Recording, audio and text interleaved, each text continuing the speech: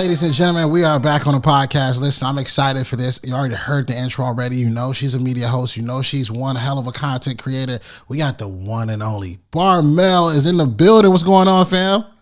Hello, everybody. How you doing? How you doing? Listen, I'm excited for this one because I think everything that you put out has so much energy, right? We'll get to that energy space in a little bit, but I want the audience to know more about you. Take us back to like the young Barmel growing up. Where are you from? Oh my gosh, young B. Okay, well, I'm originally from Florida. I'm a Florida girl. Um, I've lived all over Florida.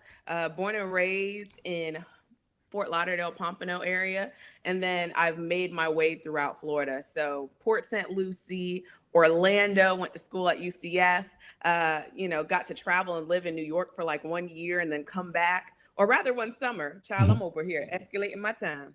But yeah, so that's sort of a little basis. But I'm a Florida girl, and now I am in Georgia. Oh man, listen, when you think about that Florida girl, right? Like a lot of people right now, they see our highlight reel. They see where we're at, they see the things we're doing, they think it's dope, but there's always like an origin story when we go back where we had maybe a certain class or maybe a certain friend that brought out a certain different type of version of us that we later will evolve to. So like what were some of those things that you were doing while you were out there in Florida as a young girl growing up? Yeah, so I attended the University of Central Florida, so go Knights. But in my time in Florida growing up, my parents are both Jamaican, both from Jamaica, okay?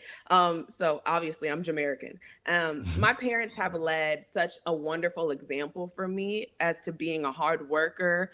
They've inspired me to sort of go the next level when it comes to my career, next level when it comes to my beliefs, and next level when it comes to what I aspire to do.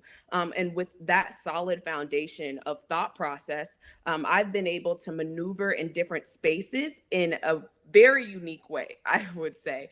But initially, funny background, I was going to school to be a nurse anesthetist. Wow. And then my whole life sort of maneuvered based on one decision. And that's usually all it takes, right? One choice.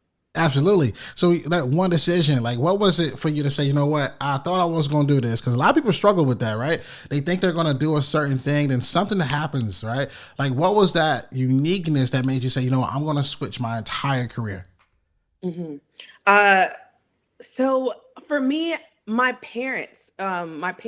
mom is in nursing.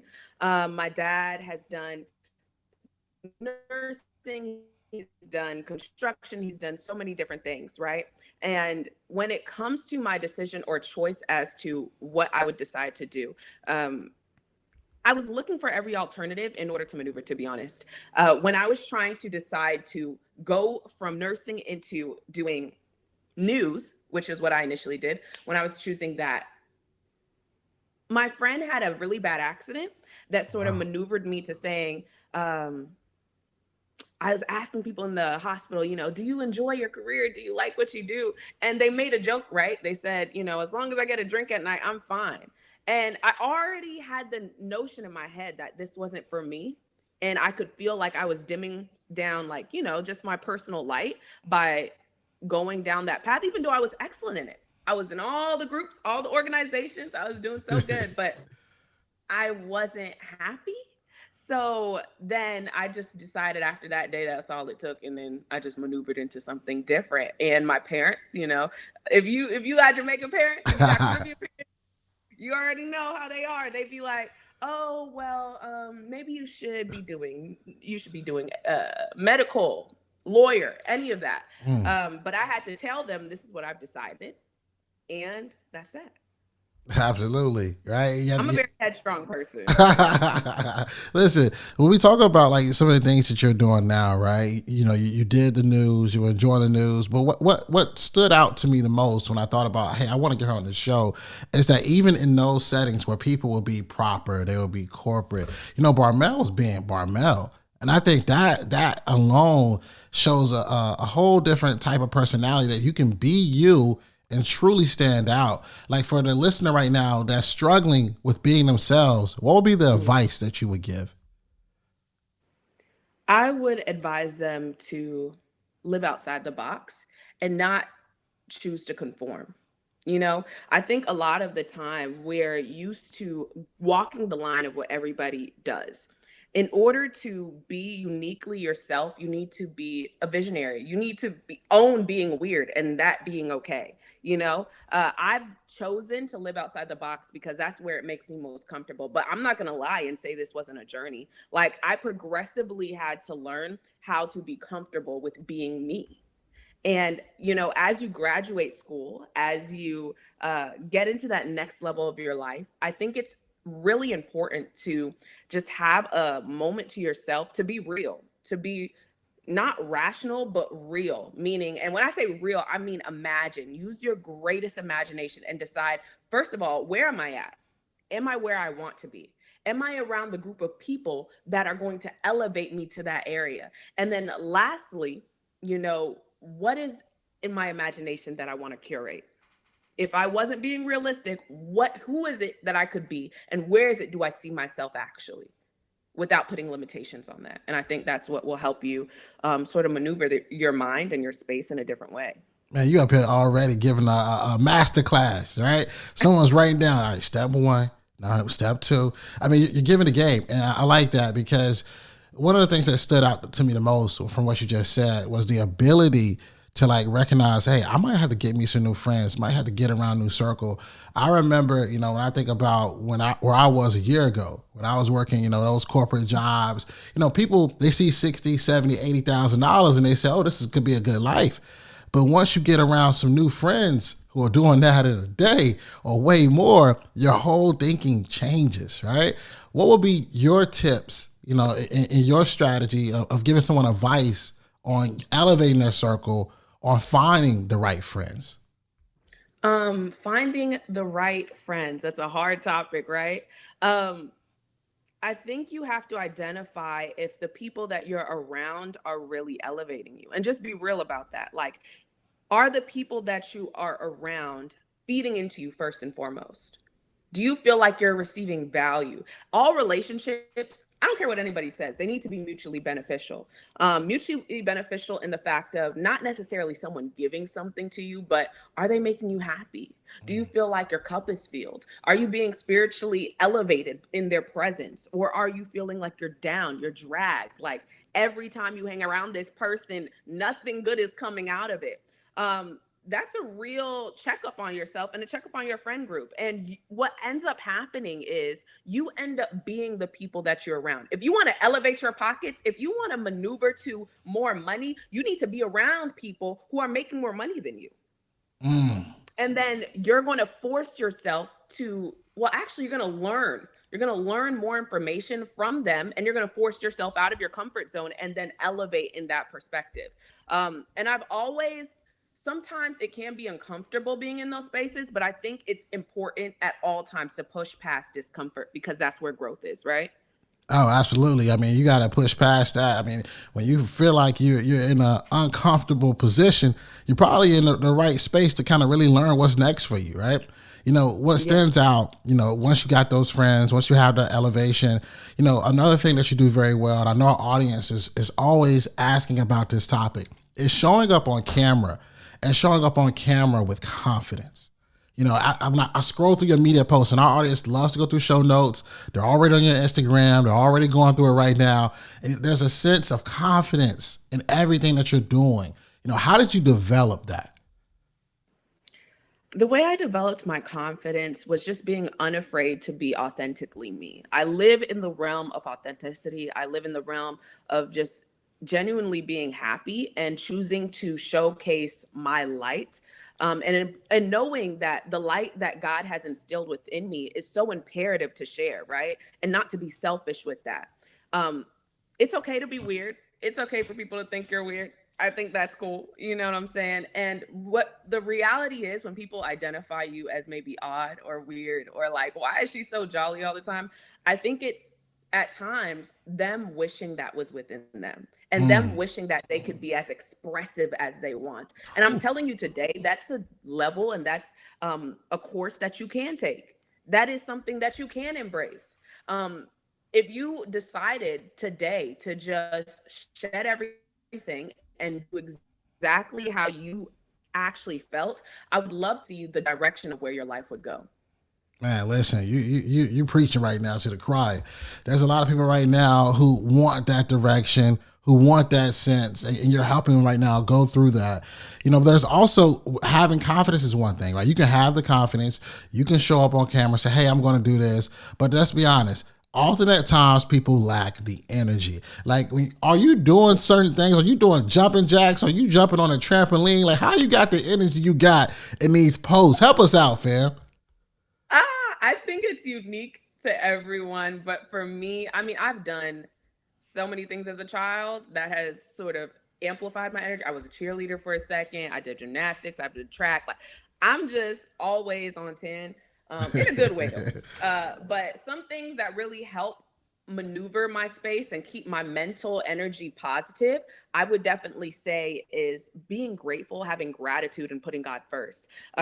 One thing that I love to do, and a book that actually has given me wonders, is the Gratitude Daily book. I try to actually instill gratitude within my day every day, aside from affirmations. If you're able to just look at life from a different perspective, a different lens of saying, wow, despite my situation, despite my current circumstance, I don't care what it is. I choose happiness. I choose to be happy. Making that active choice can really curate changing your whole entire day and then the days of those around you. Yeah, that's real. So look, I want the audience right now, guys. If you're watching this on YouTube, Barmel, if you can put that book back up so people can see it, because we need to go cop that journal, the Gratitude Daily, or make sure that is in the link, and make sure you guys can pick that up as well. So we're talking about energy, right? We're talking about confidence, and we got a content creator on right now. People struggle just from the aspect of knowing, okay, what am I going to post today, let alone this week, and actually having a structure behind it. Are there any content creating like strategies that you use that can help us? Yeah, I'm all about actionable tips. So let me drop some gems on y'all right now. Um, I think when it comes to content creation, first and foremost, what you want to do is figure out what content relates with you more. Remember, it's not only about content creation, but you have to figure out what story are you trying to tell? Who are you telling it to? Who is your audience, first and foremost, if you're really trying to take it to that level? Like, who are you speaking to? So once you identify those things by asking yourself certain questions like, who is it that I aspire to be? Who is the audience that I would like to target? What are my social media goals? What is the end goal? Is this for my business? Is this just for my brand? Is this because I have a goal or a story that I'm trying to tell? Am I trying to make change? Once you articulate writing those things down and identifying that, it's going to be easier for you to create your content.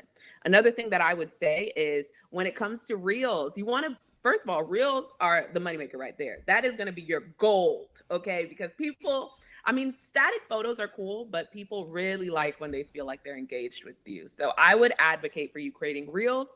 And here's a pro tip on your reels. If you go to your reel section right now and you look at the bottom left corner of your screen, if you see the up arrow, it's up and it's stuck. You need to do that reel. Okay. As long as, if you check how many people are doing it, it goes in a little bit more analytics and things. But if it has an up arrow, that's your first course of action.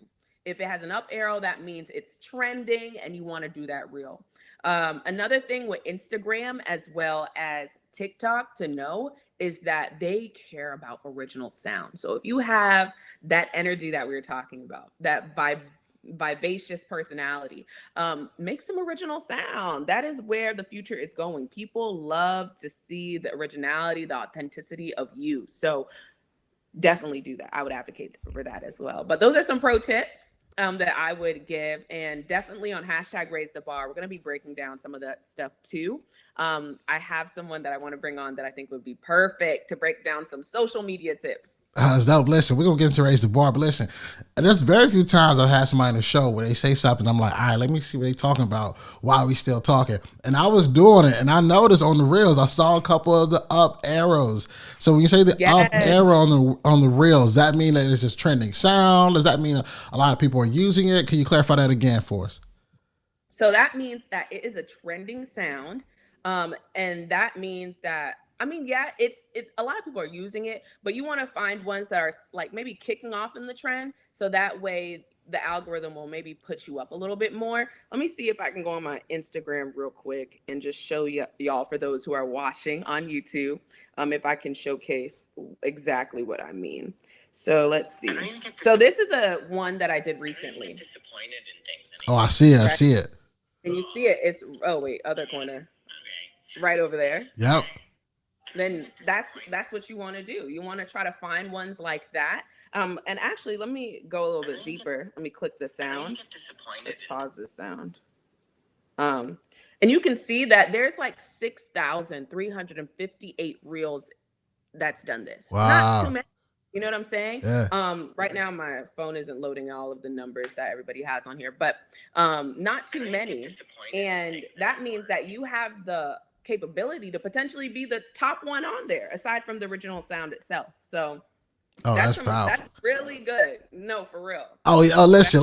I know if someone drops a bomb that hasn't been shared, and you just did it. So let's talk about raise the bar, because now people are like, all right, Shawn, we're hearing too much good stuff. We want to know, is she on IG Live? What's going on? Tell us about Raise the Bar. Yeah, so Raise the Bar was created out of me just wanting another space to be authentically myself and really connect with my audience in a different way. I'm a reporter at heart, so foundationally a storyteller. So I just didn't want to lose that aspect on my platform. So I love interviewing people and talking to them, hearing their story, but also giving actionable tips. Because one thing I hate, okay, that's a strong word, but I mean it. One thing that I dislike is going somewhere, trying to get some knowledge, and then feeling like I left with absolutely nothing. I mean, the person has great words, sounds amazing, maybe even inspiring, but I receive nothing from that conversation that I can do that night to actually move me forward. And whenever I'm on my platforms, whenever I'm doing hashtag Raise the Bar, whenever I'm doing my Vision and Vibes with Taylor Wimbush podcast, that's the main goal: actionable tips that are moving someone forward. And that's the goal when I speak here today as well, that you guys will gather something, will take something away that will make you want to just begin right now. Oh, facts. And trust me, you're giving them the game today. Listen, I got to ask you the question. Like, we asked this question to everybody who's ever been on the show, whether you're somebody who just graduated or perhaps you didn't even graduate at all, but you're asking yourself the question of the podcast: school's over, now what? What advice would Barmel give? School's over, now what? I think be patient with yourself, especially if you're coming out of college and that's where you are in your life. Be patient with yourself, because we are in weird times right now. But I think the most important thing for people to do is just begin where they are. And if there's a door that's not open for you, create the door for yourself. There's so many ways through different platforms in order to structure a certain vessel for your space to be seen. And you have the opportunity to do that. So I think you need to seize that opportunity by knocking down doors, by showing people what you can do. That's sort of what I've had to do in my own way, and just how I maneuver life in general. Man, that's powerful, powerful. Listen, you came through. I know you're going to bring it, but right now the audience wants to know more about you. Just give us your social media platforms. Where can we find you? Yeah, I would love to connect with all of you. Thank you for just sitting here and listen to your girl. You can find me at Barmel Lyons, BARMEL Lyons, LYONS. And that's going to be found on Instagram, TikTok, YouTube, Barmel Lyons TV. My Vision and Vibes podcast with Taylor Wimbush is also on Apple. So yeah, you can find me on those spaces, and just remember to use your imagination, be a visionary, and be authentically you at all times. Listen, fam, you absolutely crushed it. Thank you so much for being on the show today. And for those who have been listening, always remember, dream it, believe it, go out and get it. Hey, what's up, fam? Thanks for watching. Don't forget, hit that subscribe button, smash that like button. We'll see you next week here at School's Over Now What. And always remember, dream it, believe it, go out and get it.